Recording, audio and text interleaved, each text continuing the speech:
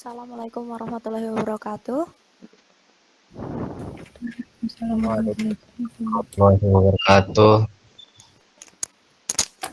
Oke, sambil menunggu yang lain ya, saya mau presensi dulu yang sudah hadir pada siang hari ini.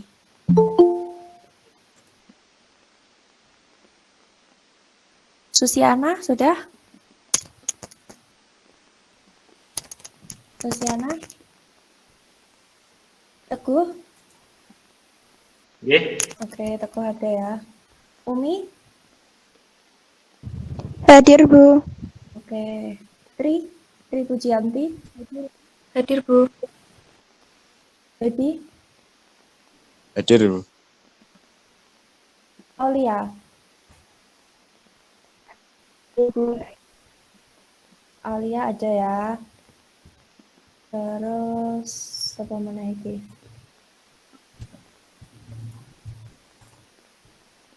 Aisyah? Aisyah belum. Umi Lailatul? Hadir, Bu. Ayu Dwi Marintan? Hadir, Bu. Novisa Nainaba? Hadir, Bu. Tirawulan Permatasari? Hadir, Bu. Rofif? Lavita? Hadir, Bu. Oke. Ika Pujaningrum? Hadir, Ibu. Rahmi? Hadir, Bu. Rahmat Randiko? Hadir, Bu. Ridho Alghifari? Hadir, Bu. Arsita Safitri? Gita Restiana? Hadir, Bu. Farudin Hanif? Belum ada ya. Hana Fikriatus Solihah? Puspo Grinaldo? Hadir, Bu. Ahmad Zamzam? Hadir, Bu. Hadir, Bu. Zam-zam. Oke. Ahmad Bagas Kurniawan? Belum ya. Eni Purwaningsih? Evi Puji Lestari? Hadir, Ibu. Atnayu Dini Hoirunisa? Hadir, Bu. Iqbal Pramudia? Hadir, Bu. Ahmad Nurdiansyah? Hadir, Bu. Mata Egi Hoirunisa? Hadir, Bu. Ita Azkiati? Ita? Belum ada ya. Danialin? Hadir, Bu. Asna? Hadir, Bu. Aulia Tri Ananda? Aulia Tri Ananda? Belum ya. Ahmad Nadif Haq? Ahmad Nadif Haq? Belum. Nurul Ashifah? Linda Amelia? Muhammad Reza? Takwiyah Nurul Ulfah? Hadir, Bu. Yoga Prastio? Hadir, Bu. Edi Fatolah? Ini belum ada ya. Raihan Vibi Fauzi? Belum ada. Fahrudin? Hadir, Bu. Vivi Nurmala?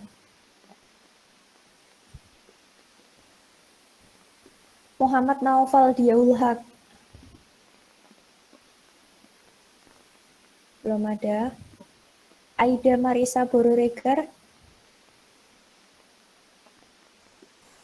Belum ada ya. Oke. Eh, ini baru hadir separuh lebih ya, sudah separuh lebih. Jadi kita mulai.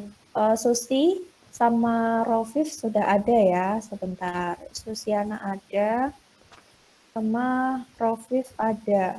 Rofif ada, oke. Nah, nanti kalau yang Ita juga hadir ya, Ita sudah hadir.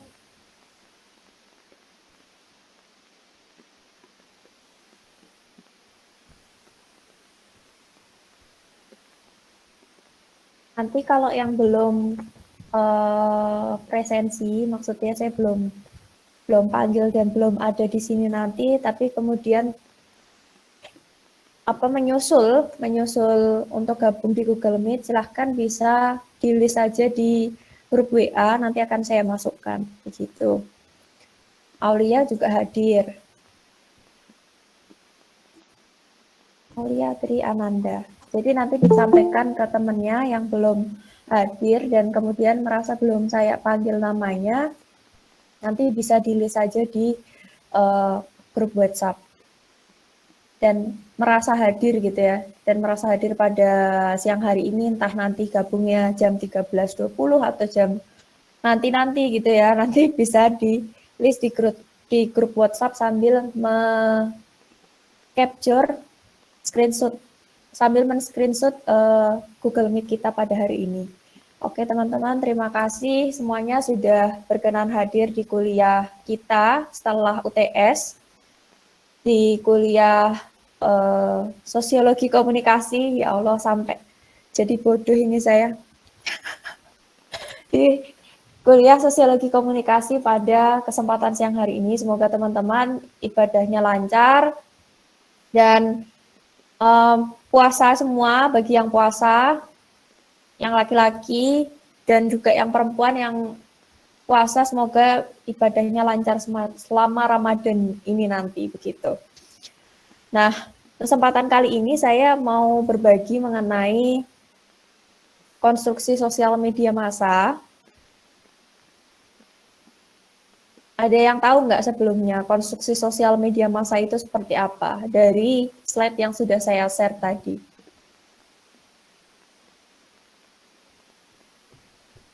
Ada yang bisa menjelaskan mungkin?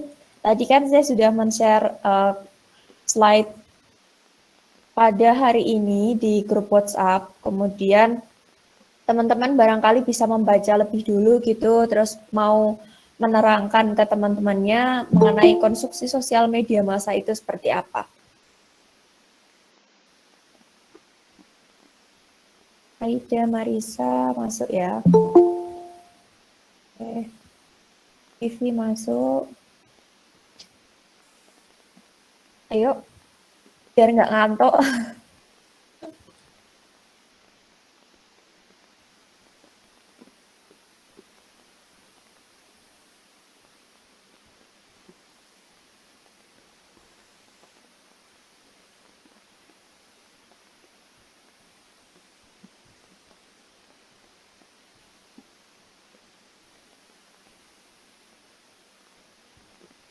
Vivi barangkali.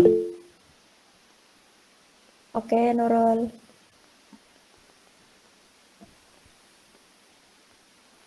Vivi barangkali yang terakhir masuk bisa menjelaskan konstruksi sosial media massa itu seperti apa berdasarkan slide yang saya share tadi. Dibaca nggak apa-apa, kemudian ada pengertian lain dari itu juga nggak masalah.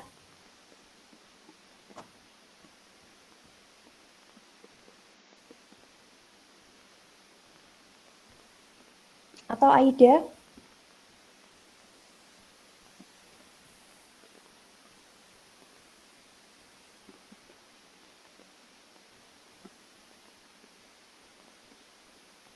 Atau ada teman-teman lain yang bisa menjelaskan secara singkat konstruksi sosial media massa seperti apa?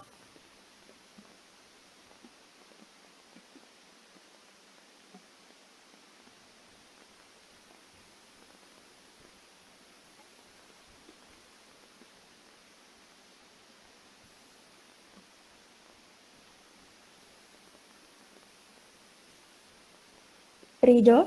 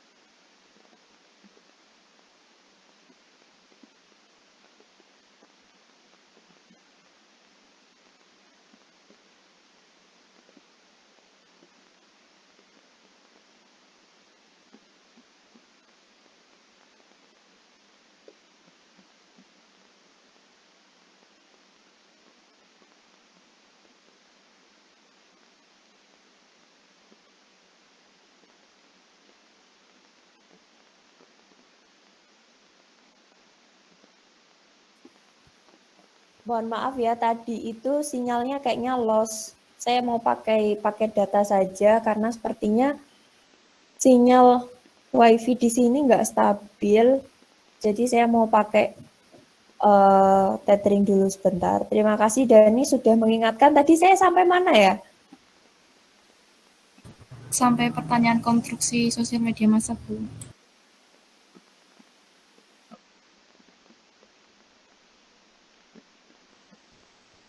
Baru pertanyaan ya Dani? Iya, Bu. Oke, terima kasih sudah mengingatkan ya. Tadi itu saya sudah share screen. Cuman kayaknya tiba-tiba langsung lost signal atau seperti apa. Karena internetnya jelek sekali IndiHome ini ya. Nah, sudah kelihatan belum share screen-nya? Halo? Sudah, Bu. Oke. Hari ini kita akan membahas mengenai konstruksi sosial media massa. Cuman sebelum kita sampai pada bagaimana konstruksi sosial di media massa, kita perlu mengetahui lebih dulu mengenai konstruksi sosial itu apa, akarnya. Jadi kalau ngomongin konstruksi sosial, kita juga nggak lepas dari yang namanya teori. Teori ini merupakan sebuah ide, gagasan, pengetahuan, dan juga pikiran. Dan juga teori ini dapat membantu kita untuk menjelaskan sebuah fakta, kemudian memberikan ramalan baik di masa depan, baik untuk diri sendiri maupun untuk kehidupan publik. Gitu. Nah, kalau kita ngomongin konstruksi sosial, ini juga nggak lepas kaitannya dengan pengaruh fenomenologi. Fenomenologi kan ada banyak, ada Hegel, kemudian Edmund Husserl, kemudian ada juga si Alfred Schultz. Nah, konstruksi sosialnya Berger ini dipengaruhi oleh fenomenologinya Edmund Husserl dan juga Alfred Schultz. Kemudian konstruksi sosial juga dipengaruhi oleh pemikiran-pemikirannya Max Weber. Teman-teman nanti bisa baca lebih lanjut mengenai itu, bagaimana pengaruh fenomenologi itu. Dan juga teori-teorinya Max Weber pada teori konstruksi sosial. Nah, kalau kita ngomongin konstruksi sosial ini juga nggak lepas dengan yang namanya kata ini, kata fakta atau realitas. Jadi fakta atau realitas ini merupakan sebuah tindakan yang dilakukan oleh seseorang berdasarkan pemahaman teori yang dimilikinya. Jadi realitas ini didasarkan pada teori dan juga stock of knowledge ya, stok pengetahuan yang ada dalam kepalanya dan kemudian diinterpretasikan supaya fakta itu menjadi sesuai dengan keinginan kita. Nah, dalam filsafat, kalau kita ngomongin soal fakta, itu juga kita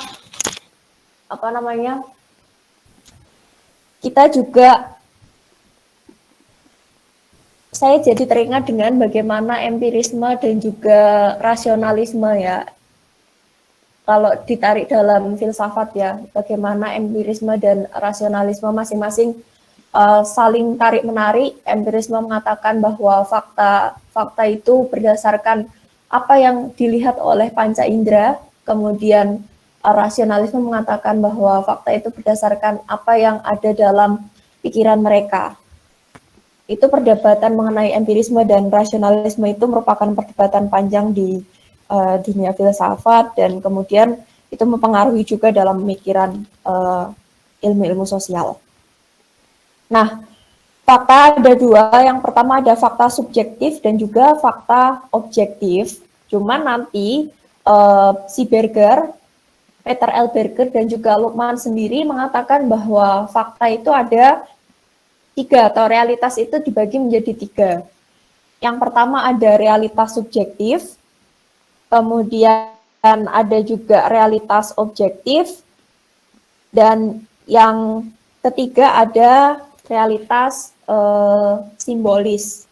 Realitas subjektif ini merupakan realitas sosial yang ada pada individu yang kemudian dipengaruhi oleh realitas objektif dan juga realitas simbolik. Jadi realitas subjektif ini merupakan dasar untuk melibatkan diri dalam proses eksternalisasi atau proses interaksi sosial dengan individu lain dalam sebuah struktur sosial. Jadi realitas subjektif dipahami sebagai apa yang ada dalam diri kita sendiri sebagai individu. Gitu.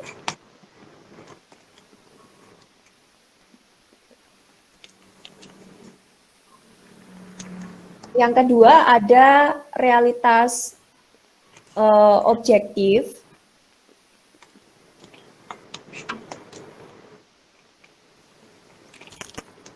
Ada kemerosot dari mikrofonnya siapa? Arsita ya? Nggak nyala mikrofonnya.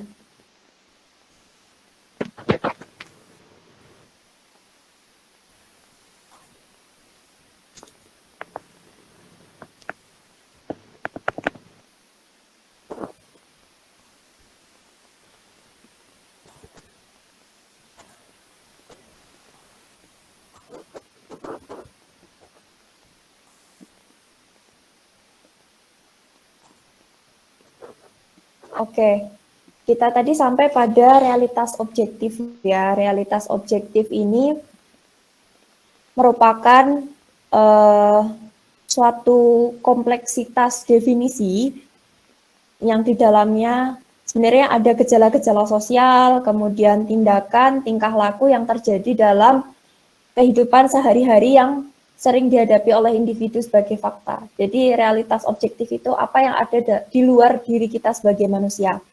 Maksudnya di luar diri kita sebagai individu, mohon maaf. Nah, yang ketiga ada realitas simbolik.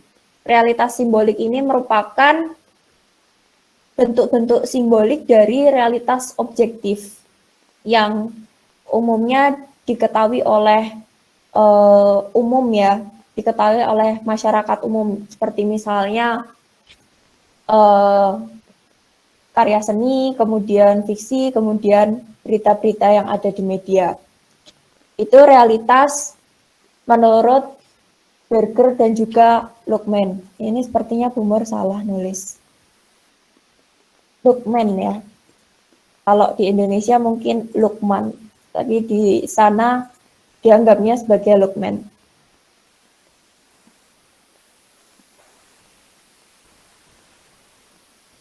Nah,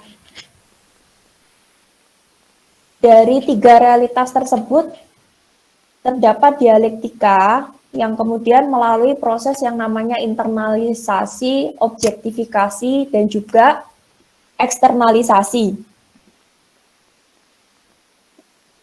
Eksternalisasi ini apa? Eksternalisasi ini proses di mana individu mengekspresikan dirinya dengan membangun dirinya. Jadi masyarakat merupakan realitas yang dibangun oleh individu. Jadi eksternalisasi itu apa yang ada di luar diri kita dan bagaimana cara kita, bagaimana cara individu untuk mengeksternalisasikan atau untuk mengeluarkan ide-ide kita dan kemudian itu menjadi bagian dari realitas objektif di luar gitu. Jadi realitas objektif sendiri disusun dari bagaimana eksternalisasi juga ya, karena ini merupakan realitas yang dibangun oleh individu. Nah, yang kedua ada, sebenarnya tulisannya ini bukan objektifikasi. Di beberapa literatur, saya mencatatnya itu malah objektivasi.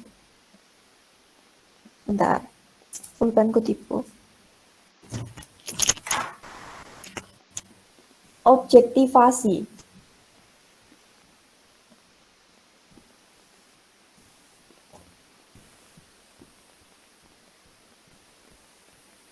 objektivasi ini merupakan proses di mana masyarakat menjadi realitas objektif. Jadi masyarakat dengan segala tata nilai dan norma mempengaruhi dan membentuk perilaku individu.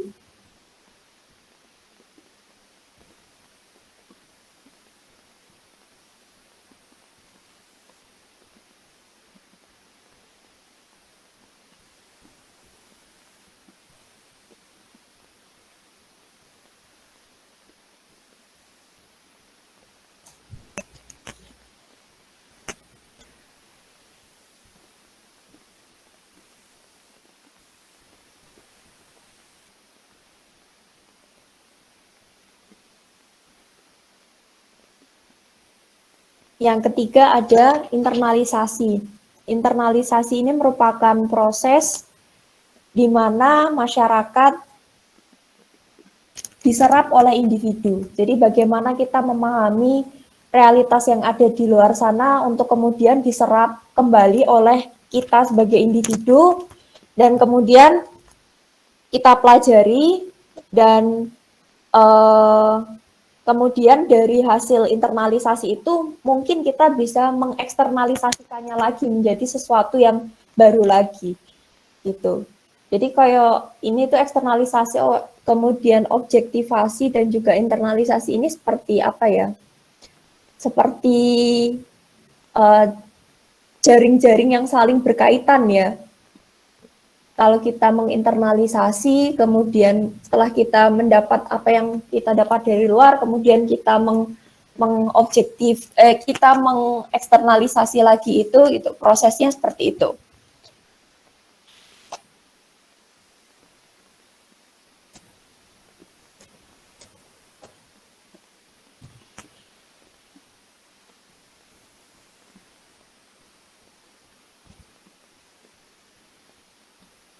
Nah, kemudian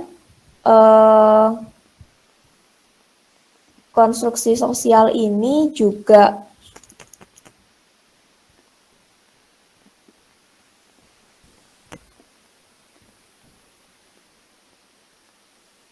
sebenarnya mempertanyakan realitas sosial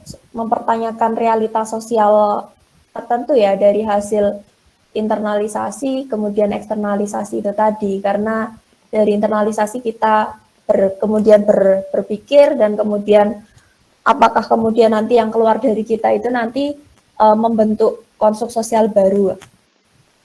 Nah, untuk konstruksi sosial mengenai media, terutama media massa, sebenarnya bagaimana posisi Berger ketika mencetuskan konstruksi sosial ini sebenarnya ini juga dikritik.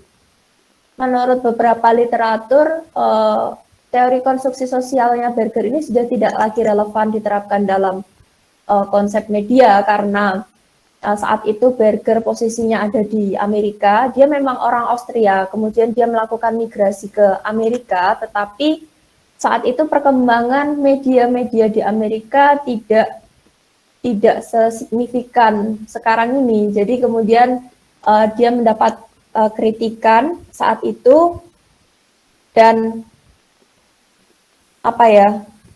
oleh teori konstruksi sosial media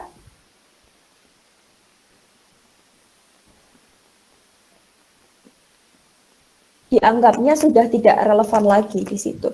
Konstruksi sosialnya si Berger. Begitu. Makanya di sini disebutkan bahwa konstruksi sosial media massa dalam teori komunikasi ya, dalam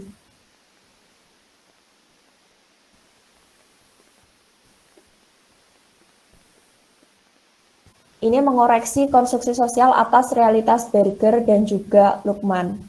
Begitu, mengingat pada masa itu media massa bukan faktor determinan dalam kehidupan individu dan juga masyarakat. Jadi konstruksi sosial media ini memang dipengaruhi oleh Berger dan Luhmann, tetapi dalam perkembangannya dalam disiplin ilmu komunikasi ini ditarik dan dikembangkan lagi begitu, dan dia mengkritik juga si Berger dan juga Lukman karena saat itu media massa bukan menjadi faktor determinan. Nah, kelebihan konstruksi sosial media massa ini sirkulasi informasinya serba cepat dan luas, kemudian membentuk opini massa yang cenderung a priori dan juga sinis. Dari sini ada pertanyaan dulu, mungkin ada yang kebingungan untuk memahami ini karena saya juga sebenarnya belajar juga ya dalam hal ini. Kita belajar bersama-sama mengenai ini, mengenai konstruksi sosial media. Intinya konstruksi sosial media dalam ilmu disiplin komunikasi itu memang dia dapat ilhamnya itu dari konstruksi sosial Berger gitu saja sih. Di sini. Ada pertanyaan teman-teman? Bu, izin bertanya. Iya, Tri. Iya. Nah, dari pengertian teori kan dijelaskan ya, Bu. Teori yang baik dapat membantu kita menjelaskan fakta, memberikan ramalan baik di masa depan, baik untuk diri sendiri ataupun kehidupan publik. Nah, menyangkut dari realitas dari Peter Berger dan Luhmann, kan ada realitas simbolis nih, Bu. Nah, kita kan tahu ya, Bu, banyak orang-orang yang percaya namanya zodiak atau semacamnya gitulah, Bu. Itu kan tentang ramalan. Apakah zodiak tersebut dapat dikatakan realitas simbolis, Bu? Terima kasih.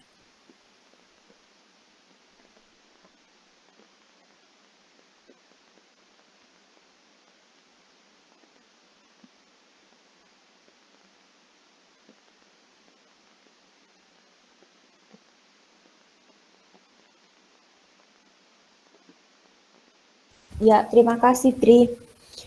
Jadi, realitas simbolik tadi ini kan merupakan ekspresi bentuk-bentuk simbolik dari realitas objektif itu sendiri dalam bentuk karya seni, fiksi, ataupun berita-berita di media. Nah, saya kira itu merupakan bagian dari apa ya, zodiak itu bagian dari karya seni atau bukan ya?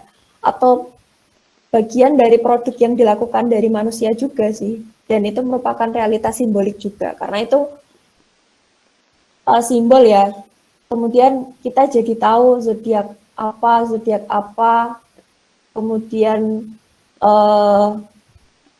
apa namanya definisinya, dan kemudian itunya apa sih namanya? Saya lama nggak baca zodiak, jadi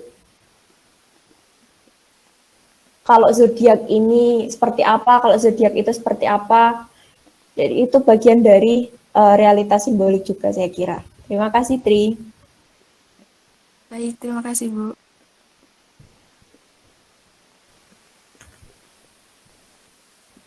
Nah, bagaimana kemudian saya lanjutkan, bagaimana kemudian kita melihat proses konstruksi sosial media massa ya. Ada prosesnya seperti ini, ada proses eksternalisasi, objektivasi, internalisasi, yang kemudian diolah oleh media, itu menjadi realitas objektif, realitas subjektif, dan juga realitas intersubjektif. Realitas kemudian terkonstruksi secara lebih cepat, lebih luas, kemudian merata, membentuk opini massa, dan cenderung a priori atau cenderung sinis gitu.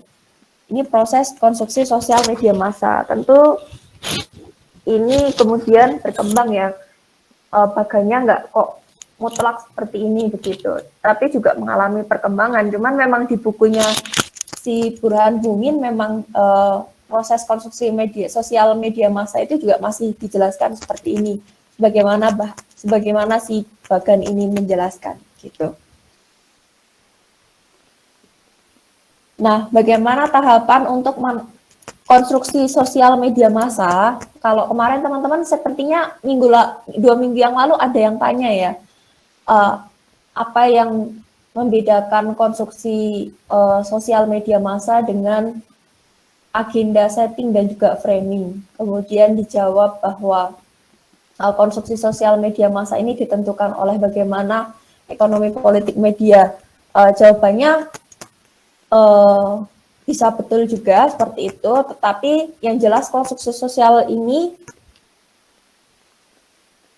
kemudian apa ya, melingkupi agenda setting dan juga framing itu sendiri gitu. Jadi agenda setting dan framing bagian dari bagaimana konstruksi sosial media massa. Tahapan untuk melakukan konstruksi sosial media massa ini yang pertama adalah menyiapkan materi konstruksi, kemudian sebaran konstruksi, pembentukan konstruksi, dan juga yang terakhir adalah tahap konfirmasi. Yang pertama saat menyiapkan materi konstruksi, peranan desk editor ini sangat penting dalam proses ini, karena penyiapan materi ini memperhatikan beberapa aspek seperti bagaimana modal bekerja, kemudian keberpihakan pada masyarakat yang kemudian dinilai sebagai keberpihakan semu, dan kemudian keberpihakan media massa pada kepentingan umum. Mungkin satu lagi bisa ditambahkan bagaimana ekonomi politik dari pemerintahan atau ekonomi politik dari media itu sendiri juga mempengaruhi bagaimana konstruksi sosial di media massa.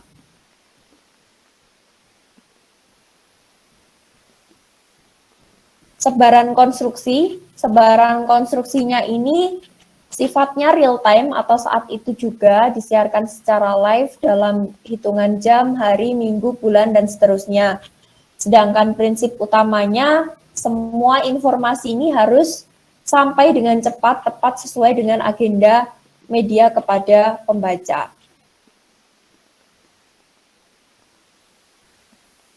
Nah, pembentukan konstruksi realitas media ini dilakukan dengan pembentukan konstruksi citra. Ini dibangun dengan dua model pendekatan. Yang pertama adalah good news, dan yang kedua adalah bad news. Gitu. Yang good news ini merupakan konstruksi pemberitaan baik itu berupa public figure maupun informasi-informasi yang sifatnya baik atau isu-isu sifatnya baik begitu. Dan yang kedua adalah bad news. Bad news ini merupakan konstruksi pemberitaan buruk, baik itu public figure-nya sebagai seorang koruptor, penjahat, atau informasi-informasi yang kemudian sifatnya negatif begitu ya. Tetapi memang dalam media ada gium bad news is good news, karena bad news ini sendiri kan malah cenderung diminati dibanding kalau kita berminat pada hal-hal yang good news ya, atau kabar-kabar yang diberitakan baik, itu kita cenderung untuk tidak mempunyai rasa ingin tahu lebih dibandingkan kalau kita melihat kabar-kabar yang bad news.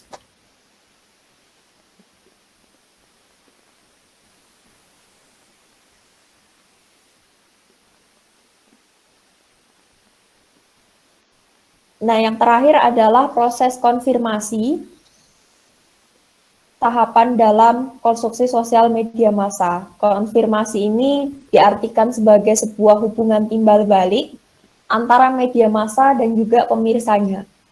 Konfirmasi ini diperlukan karena modernitas melalui media massa menghendaki pribadi yang berubah sesuai dengan produksi media, kemudian kedekatan lifestyle dengan bagi orang-orang modern, dan yang ketiga adalah media massa ini merupakan salah satu sumber pengetahuan bagi individu.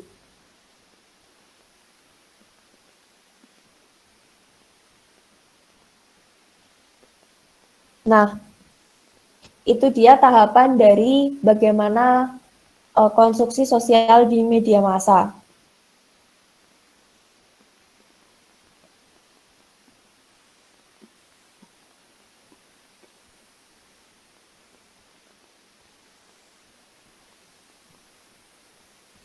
Kemudian dalam konstruksi sosial media massa ini juga dikenal yang namanya realitas media. Realitas media ini dibagi jadi dua. Yang pertama adalah mode peta analog, dan juga yang kedua adalah mode refleksi atas realitas. Model peta analog ini merupakan realitas sosial yang dikonstruksi oleh media berdasarkan model analogis bagaimana sebuah realitas sosial yang terjadi secara rasional dan juga dramatis. Dalam beberapa literatur, model peta analog ini sering dicontohkan sebagai bagaimana pemberitaan jatuhnya pesawat, kemudian gempa bumi, kemudian berita tsunami, begitu yang sebenarnya saat itu terjadi, saat kejadian pesawat jatuh terjadi, kemudian gempa bumi atau tsunami terjadi, tentu tidak langsung mendapatkan informasi secara banyak ya. Maka kemudian realitas sosial itu kemudian dikonstruksi oleh media. Dari misalnya kalau dalam kasus jatuhnya pesawat terbang ya, dia take off jam berapa, kemudian mulai hilang sinyal jam berapa, itu dia analogikan secara rasional dan dibingkai secara dramatis oleh media. Yang kedua adalah refleksi atas realitas. Ini merupakan sebuah model yang kemudian merefleksikan sebuah kehidupan yang terjadi di dalam masyarakat. Jadi kehidupannya ini bukan kehidupan nyata ya, seperti misalnya kisah-kisahnya Disney, kemudian Harry Potter seperti itu, tetapi berdasarkan apa yang kemudian pernah terjadi dalam masyarakat, meskipun itu nanti juga ditambahi dengan hal-hal lain ya, bagaimana kemudian si Disney merangkai banyak cerita yang sebenarnya realitasnya itu sebenarnya sederhana, tetapi kemudian dikonstruksi sedemikian rupa, ditambah dengan misalnya sihir-sihir yang itu tidak terjadi dalam kehidupan kita manusia. Maksudnya sihirnya mungkin ada ya, sihir kalau kita ngomongin sihir dalam arti santet seperti itu mungkin ada, tetapi yang sihir-sihir seperti Disney, kemudian dari tongkat ajaib itu dari manusia yang tampan berubah menjadi kodok, itu ya mungkin ditambah-tambahi agar itu laku saja. Tapi refleksi realitas ini merupakan hal-hal yang pernah terjadi di masyarakat. Misalnya dalam kisah Disney itu kan ada kisah putri dan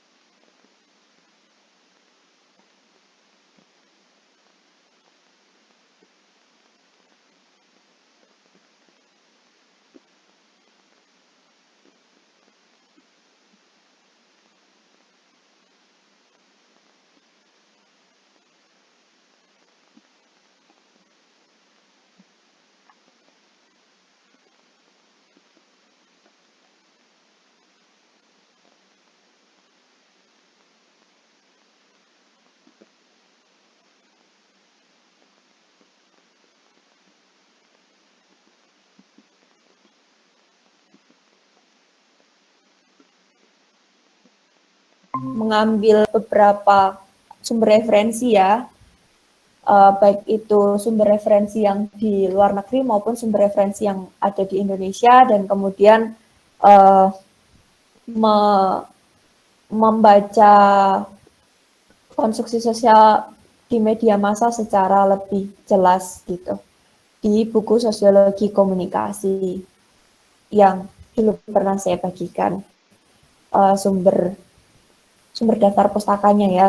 Karena ini bukunya tidak ada buku yang PDF. Saya cari-cari memang sudah nggak ada, dan buku ini sebenarnya banyak kok, ada di sosial agensi, ada di Togamas, ada di Gramedia juga ada bukunya Burhan Bumi ini. Itu lengkap, dia membahas soal konstruksi sosial di media massa. Tapi kalau teman-teman bahas soal konstruksi sosial saja, itu bisa di teori sosial klasiknya Dale Paul Johnson sama Josh Ritzer, itu juga ada di situ. Gitu. Dari sini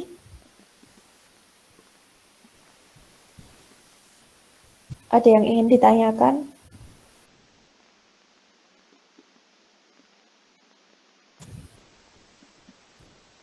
Biasanya kalau habis ngomong ini tuh saya langsung minum gitu ya, tetapi karena ini puasa jadi saya masih kagok itu loh, dari tadi pagi itu kayak kok ketoknya tenggorokannya tuh kayak ngelak gitu ketika ngobrol dengan teman di LPM ono. Tapi kemudian ternyata ini puasa, jadi masih dalam proses adaptasi ya, karena kita baru 2 hari puasa, dan saya kira teman-teman pun juga masih dalam proses adaptasi di hari-hari pertama puasa ini gitu. Jadi jadwal tidurnya tentu saja juga berubah. Mungkin ada yang sekarang ini sedang tergoda karena pengen tidur siang begitu ya, itu juga sama. Kemarin juga saya mengalaminya. Kemudian jadwal tidurnya juga berubah dari yang tadinya misalnya jam 10 gitu tidur, ini tiba-tiba setelah sholat taraweh gitu sudah langsung tidur, terus nanti kebangun lagi, habis itu masih kebangun dengan sahur gitu. Saya kira ini wajar dan dimaklumi gitu. Nah teman-teman, kalau tadi ada yang belum saya sebutkan presensinya, nanti silahkan di list di grup WhatsApp. Di situ nanti teman-teman bisa nge-list siapa yang belum merasa saya sebutkan namanya dan mengikuti perkuliahan saya di hari Senin 4 April ini. Nah, untuk minggu depan, saya ingin teman-teman membentuk kelompok. Ini ada berapa orang ya? Kita ada 46 orang. Kira-kira enaknya dibagi berapa?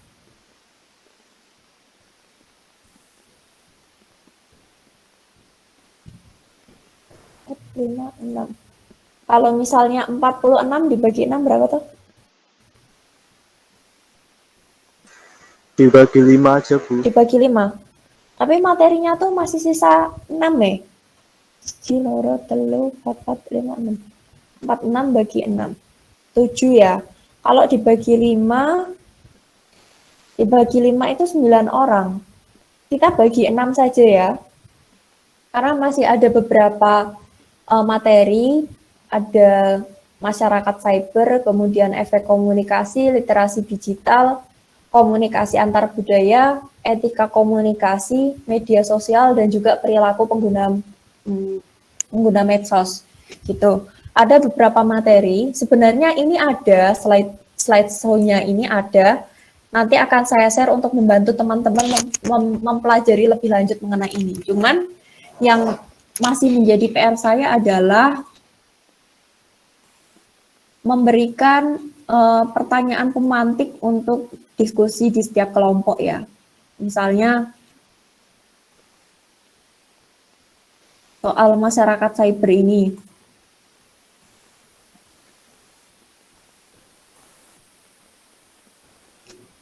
Pertanyaan pemantik yang akan saya ajukan untuk kelompok 1 misalnya, itu apa?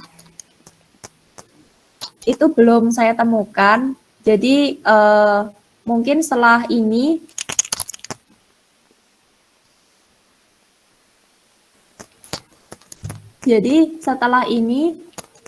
nanti akan saya bukan setelah perkuliahan ini langsung, mungkin besok pagi akan saya berikan pertanyaan pemantik untuk diskusi kelompok. Sebentar, saya share folder Kuntio.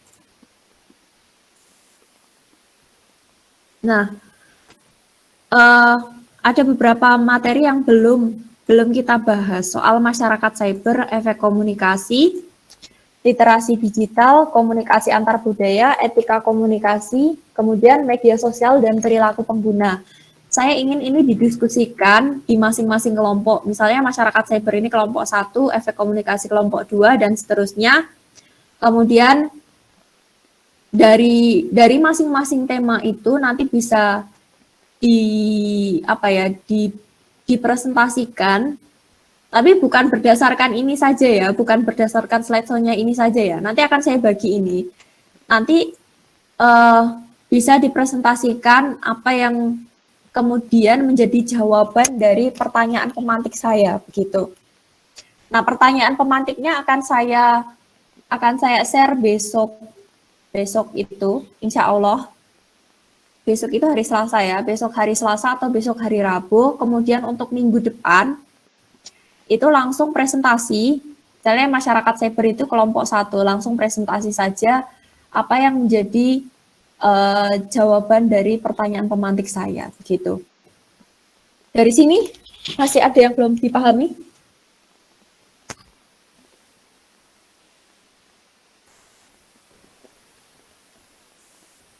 Halo? Sudah paham Bu, cukup Bu. Oke, cukup ya. Silahkan dibentuk kelompoknya terserah mau dibaginya seperti apa, mau diacak, bisa, mau berdasarkan teman-teman sukanya sama siapa gitu ya, atau dekatnya dengan siapa itu juga bisa dilakukan gitu. Sekian kuliah pada siang hari ini. Kalau ada hal-hal yang memang kurang, mohon dimaafkan. Wassalamualaikum warahmatullahi wabarakatuh. Jangan lupa yang belum presensi atau belum saya sebutkan namanya, silahkan di list di grup ya. Terima kasih. Waalaikumsalam warahmatullahi wabarakatuh. Terima kasih, Bu. Terima kasih, Bu. Terima kasih Bu.